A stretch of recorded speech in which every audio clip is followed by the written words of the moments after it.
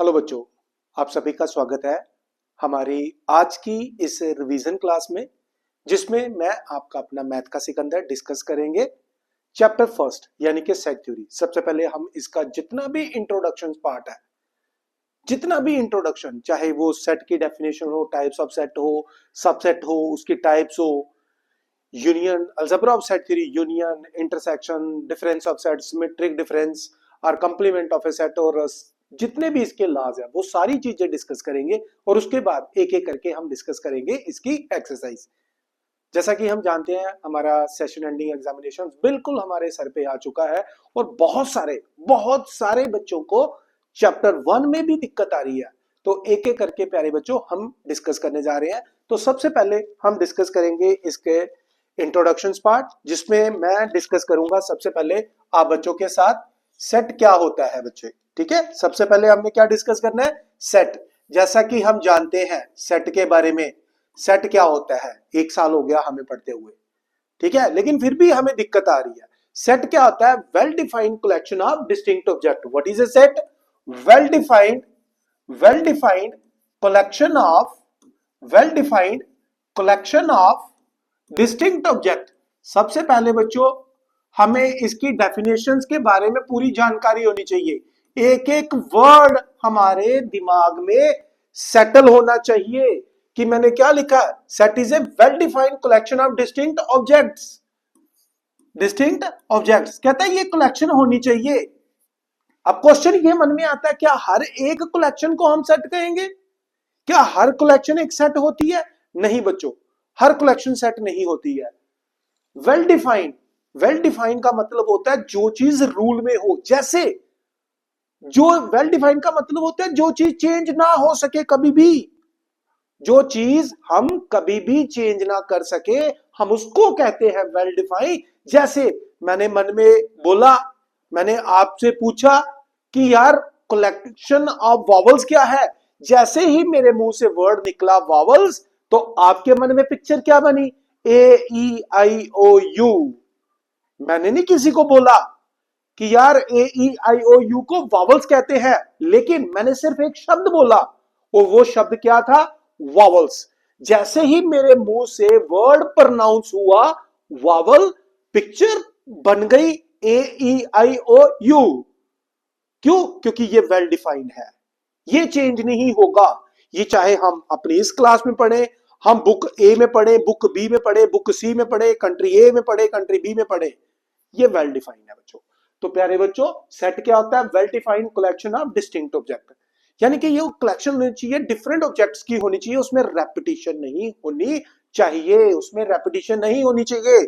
जैसे मैंने बोला वॉवल्स, तो आपके मन में पिक्चर बन गई भाई साहब, ए ई आई ओ यू, ये आ गए हमारे पास वॉवल्स, ये आ गए हमारे पास वॉवल्स बच्चों, इसको कहते हैं सेट। अब बात करते हैं what is not a set.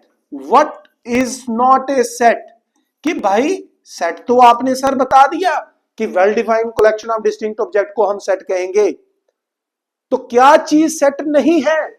What is not a set? What is not a set? Set क्या नहीं है? नॉट अ सेट, किसको हम सेट नहीं कहेंगे प्यारे बच्चों? जो पर्सनल क्वालिटीज होती है, जो पर्सनल क्वालिटीज होती हैं, वो कभी भी वेल डिफाइंड नहीं होती। ठीक है, जैसे मैंने बोला कलेक्शन ऑफ इंटेलिजेंट स्टूडेंट्स। भाई इंटेलिजेंस जो होती है वो subject to subject, test to test, person to person varies करती है। मान लो एक बच्चा मैथमेटिक्स में इंटेलिजेंट है, हो सकता है उसको केमिस्ट्री या फिजिक्स में दिक्कत आ रही हो सकता है कुछ बच्चे फिजिक्स में बहुत बढ़िया हो लेकिन मैथमेटिक्स में उसको प्रॉब्लम आ रही है। तो इंटेलिजेंस जो होती है, ब्यूटीफुल जो वर्ड होता है, स्मार्ट जो वर्ड होता है, हैंडसम जो वर्ड होता है, डेंजरस जो एनिमल होता है, बेस्ट जो वर्ड होता है, ये कभी भी वेल डिफाइंड नहीं होता बच्चों। तो बच्चे याद रखना, जो पर्सनल क्वालिटीज होती है नॉट वेल डिफाइंड, ये वेल डिफाइंड नहीं है।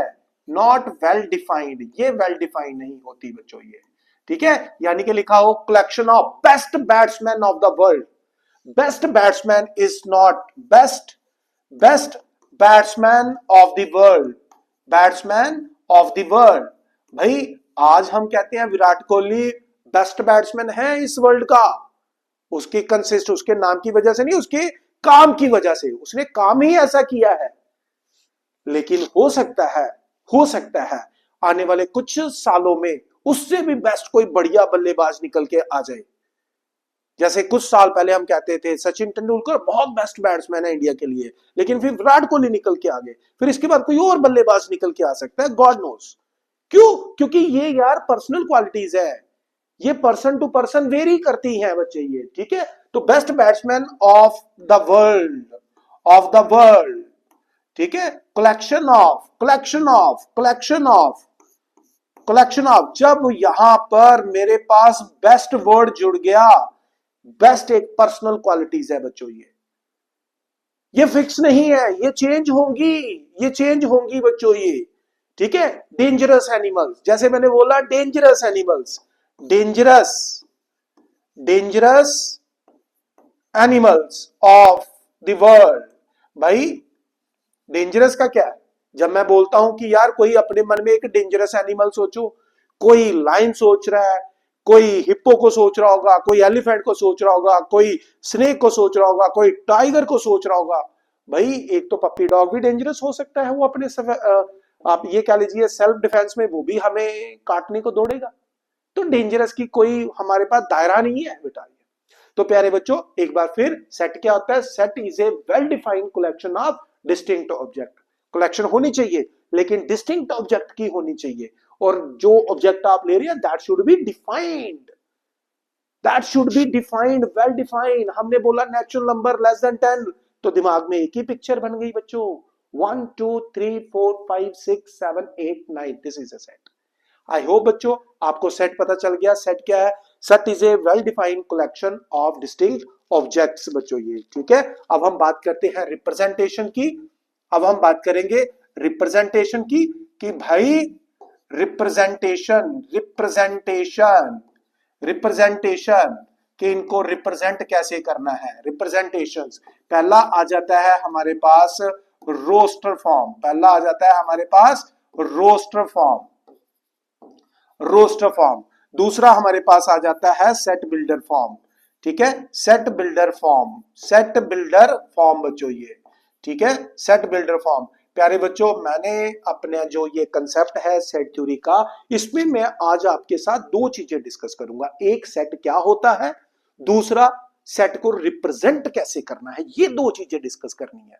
फिर आगे मैं करूंगा टाइप्स ऑफ सेट, फिर उससे रिलेटेड एक्सरसाइज का, यानी कि मैं अपनी जो एक्सरसाइज है वो टॉपिक के अकॉर्डिंग डिस्कस करूंगा बच्चों। एक नया तरीका, एक नायाब तरीका यही होता था, हम सारी चीजें इकट्ठी कर लेते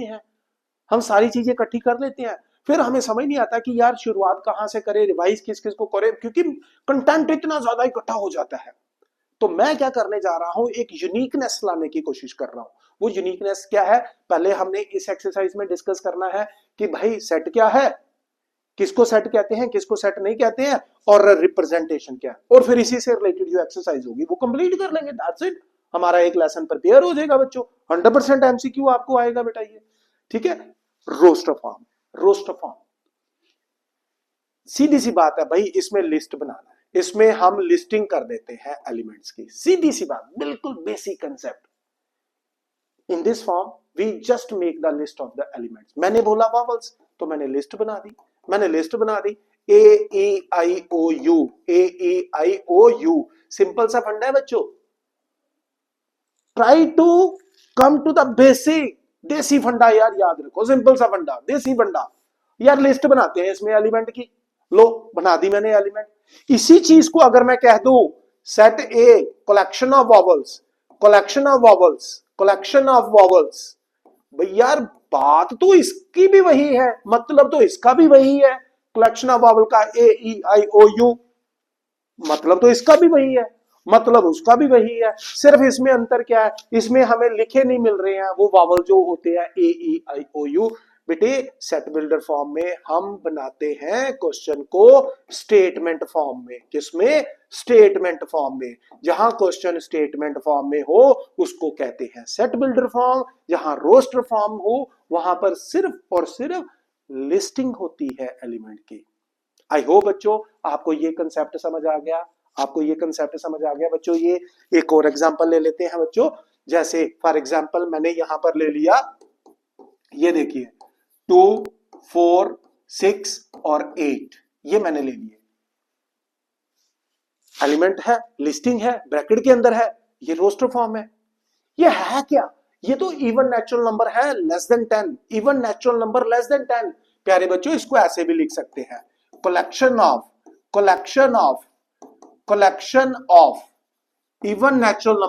even natural number less then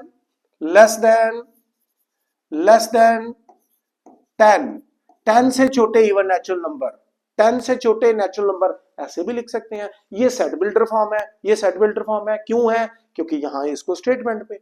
प्यारे बच्चों, स्टेटमेंट में लिखने का एक और तरीका होता है, हम इसको ऐसे लिख सकते हैं, x where x is equal to 2n। n क्या है? यहां पे नेचुरल नंबर है। कौन से नेचुरल नंबर है? Less than equal to 4। यदि मैं n less than equal to 4 का मतलब हो गया कि भाई n की वैल्यू क्या है? 1, 2, 3 एंड 4। यदि मैं n की वैल्यू इसमें 1 डालूं तो 2 इंटू 1 आएगा 2, यदि 2 डालूं तो आएगा 4, 3 डालूं तो आएगा 6, 4 डालूं तो आएगा 8। That's it. प्यारे बच्चों, ये भी सेट बिल्डर फॉर्म है, ये भी सेट बिल्डर फॉर्म है, और ये आपकी रोस्टर फॉर्म है। R for roster, S for set builder, S for set builder. ऐसे भी लिख सकते हैं, ऐसे भी लिख सकते हैं। That's it. ये है हमारे पास सेट का इंट्रोडक्टरी पार्ट। इस वीडियो में, इस लेक्चर में सिर्फ और सिर्फ मैंने इतनी ही चर्चा करनी है। कोई आजू बाजू की बातें नहीं करनी है मुझे, वहां ये होता था, हम ऐसा करते थे, वैसे कुछ नहीं, नथिंग, नॉट एट ऑल। हमारे पास टाइम नहीं है वेस्ट करने के लिए बच्चों, आपका टाइम बहुत बहुत बहुत प्रीशियस है। Straight way come to the topic. Set क्या है? Collection of, well defined collection of distinct object. Well defined क्या होता है? जो चीज चेंज ना हो, जो जिंदगी में कभी भी चेंज ना की जा सके, उसको वेल डिफाइंड कहते हैं। नेचुरल नंबर्स कभी भी चेंज नहीं होंगे। कलेक्शन ऑफ वॉवल्स कभी चेंज नहीं होगा।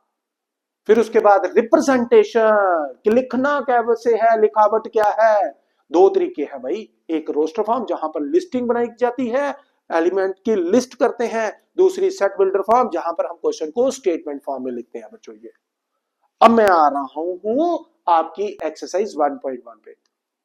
हम बहुत एडवांस पढ़ते हैं, मैं जेई प्रिपेयर कर रहा हूं, मैं एनडीए प्रिपेयर कर रहा हूं, बेसिक भूल जाते हैं हम। और जैसे ही हमारा फर्स्ट यूनिट टेस्ट होता है, धड़म से गिरे, हाफ ईयरली हुआ और धड़म से गिरे।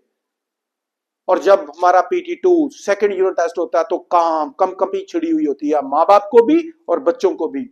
बेसिक पता ही नहीं है क्या कर रहे हैं भाई। मेरा बच्चा जेई की एडवांस की प्रिपरेशन कर रहा है, मेरा बच्चा एनडीए की प्रिपरेशन कर रहा है। भाई बेसिक तो सीख लो पहले बच्चों। घर वही मजबूत होता है जिसकी नींव मजबूत होती है, याद रखना। अपनी नींव मजबूत करो बच्चों, पहले अपनी नींव मजबूत करो, किसी के बहकावे में मत आओ। अपने आप को पहचानो, अपने अंदर की पोटेंशियल को पहचानो बच्चों, ये कि आपके अंदर पोटेंशियल क्या है। लाइफ में कभी भी पत्ता नहीं बनते। पत्ता, लीफ जानते हो ना, पेड़ पे लगा होता है, कब चलता है, कब हिलता है? जब हवा चलती है। जिंदगी में कभी भी पत्ता नहीं बनते बच्चों। अपने निर्णय, अपनी कैपेसिटी, अपनी काबिलियत, अपने डिसीजन से लो बच्चों, ये याद रखना बेटा। ठीक है, ओके। आ जाते हैं बच्चों, फर्स्ट एक्सरसाइज हमारी है जिसको मैं डिस्कस करूंगा आप बच्चों के साथ। हमारे पास सामने यहां पर लिखे हुए हैं question number first. Question number first, which of the following are set, justify your answer. इनमें से कौन सा सेट है? अपने आंसर को जस्टिफाई करे, अपने आंसर को जस्टिफाई करे बच्चों। ये तो चलिए चेक करते हैं। पहला है collection of all the months of a year begin with letter J. बेटा जे से शुरू होने वाले कौन कौन से हैं? एक तो भाई साहब हमारे पास जनवरी है, ओके जी। एक जुलाई है, ओके जी। एक जून है मेरे पास, बस यही है।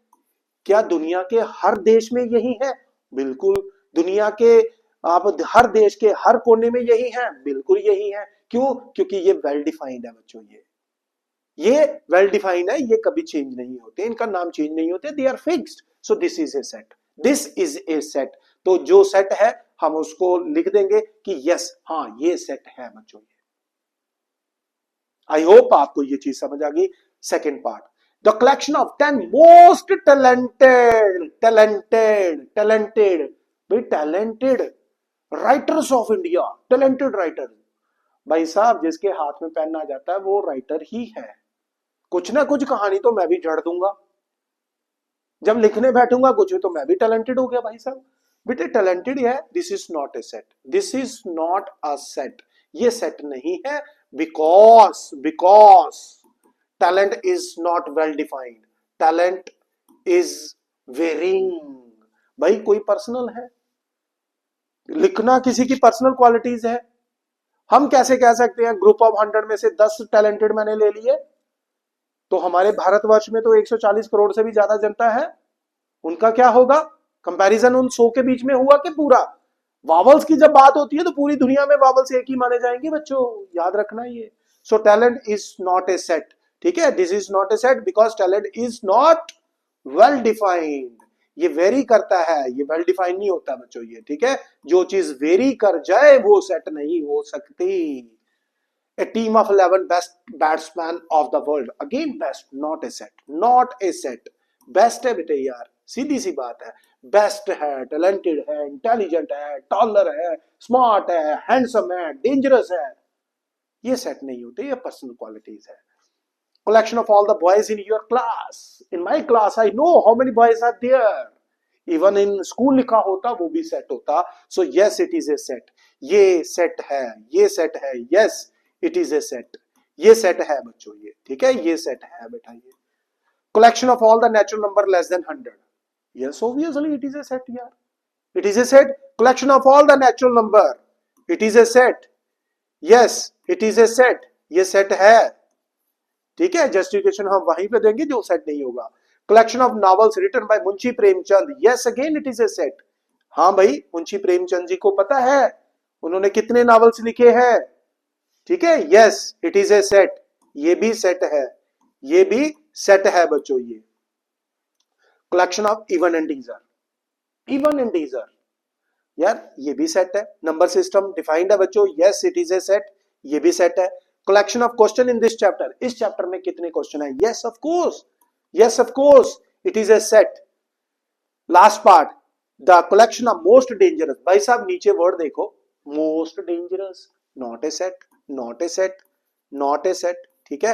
आपने देखा not a set कहां कहां आया भाई, जहां पर टैलेंटेड वर्ड आ गया, बेस्ट वर्ड आ गया, डेंजरस वर्ड आ गया, पर्सनल क्वालिटीज आ गई, वो सेट नहीं है भाई, सीधी सी बात है ये, वो सेट नहीं है।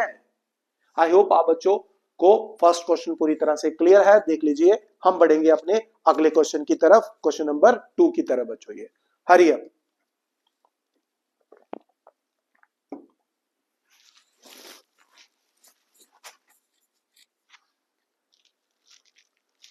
ठीक है बच्चों, चलिए बढ़ते हैं अपने अगले क्वेश्चन की तरफ।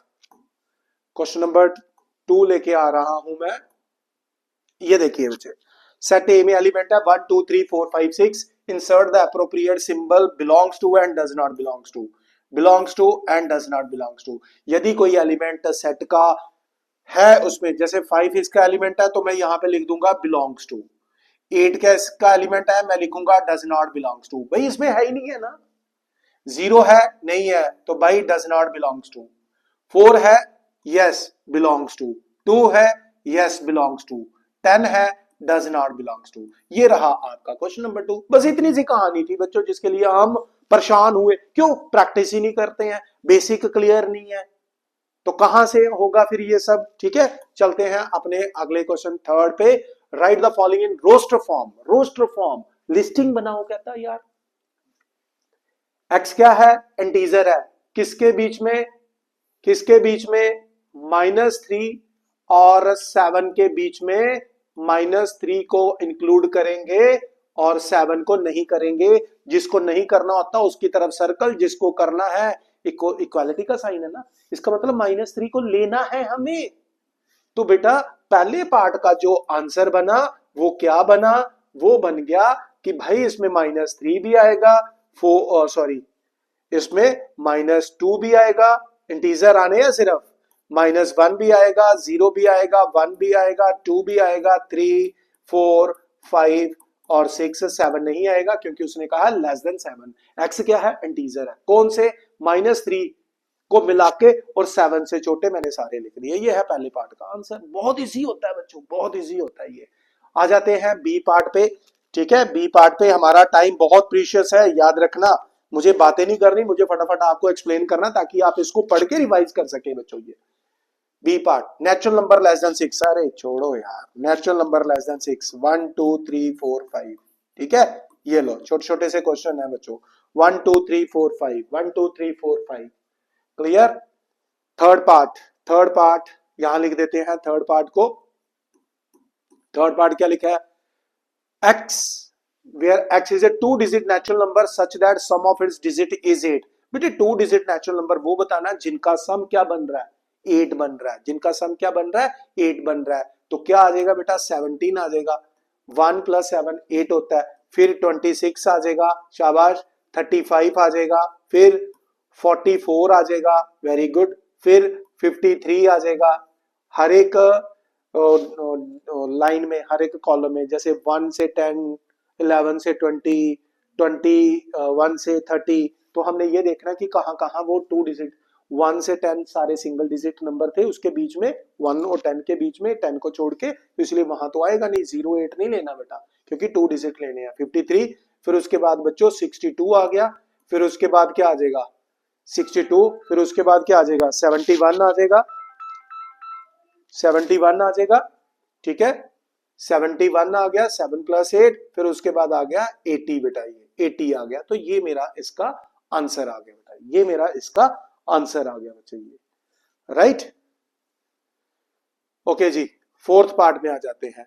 Prime number which is divisor of 60। वो प्राइम नंबर जो 60 को डिवाइड करते हैं। अब 60 को डिवाइड कौन करता है? 60 को 1 भी करता है, लेकिन 1 प्राइम नंबर नहीं है। तो मैं लिखूंगा एक 2 करता है, एक 3 करता है, एक 5 करता है। प्राइम डिवाइजर लिखने हैं। वो नंबर 60 को जो डिवाइड करते हैं वो प्राइम होने चाहिए। हालांकि 6 भी करता है, but 6 is a composite number. 10 करता है, 10 इज ए कंपोजिट नंबर, वो नहीं लेने बेटा। ये तो मेरा आंसर आएगा 2 3 5 बच्चों ये। ठीक है, और उसके बाद फिफ्थ पार्ट आ गया बेटा मेरे पास।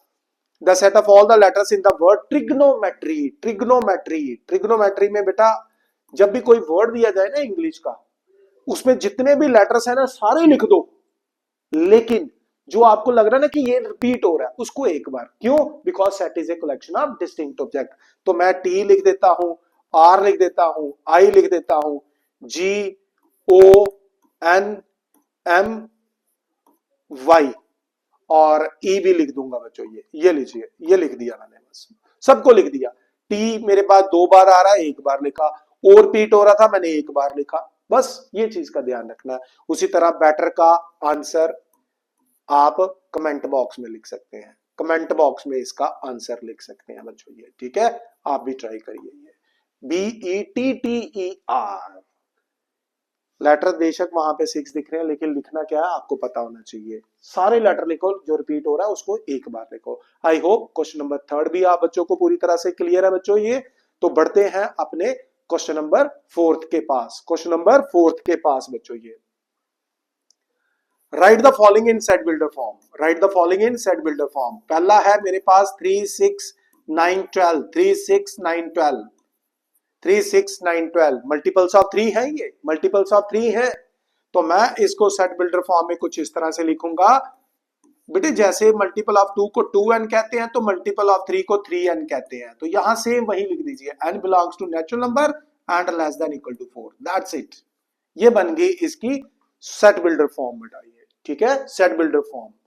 सेकेंड सेट, सेकेंड पार्ट है इसका।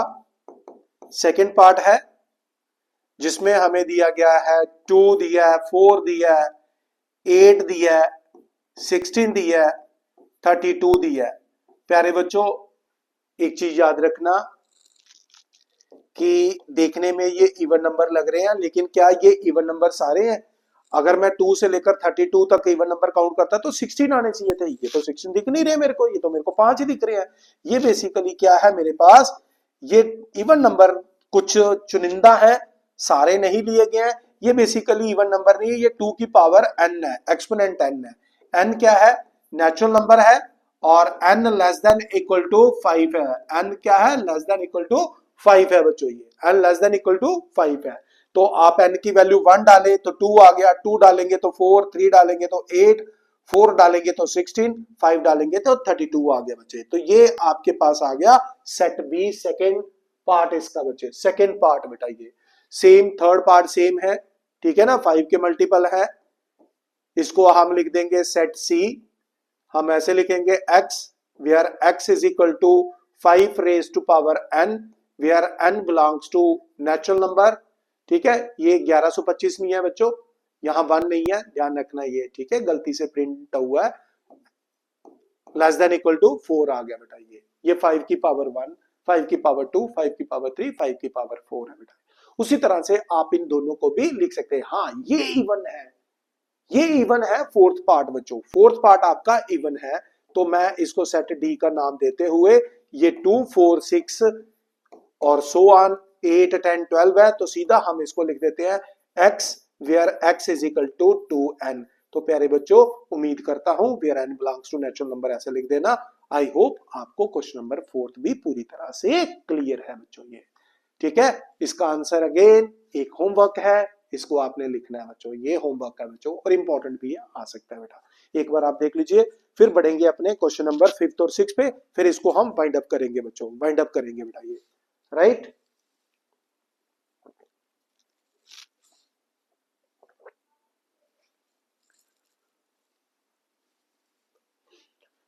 आई होप बच्चों आपको पूरी तरह से क्लियर हो गया। बढ़ते हैं हम अपने क्वेश्चन नंबर 5 की तरफ। List the following set, list all the element. भाई रोस्टर फॉर्म दी है, सॉरी सेट बिल्डर फॉर्म दी है, अब रोस्टर बनानी है, ठीक है।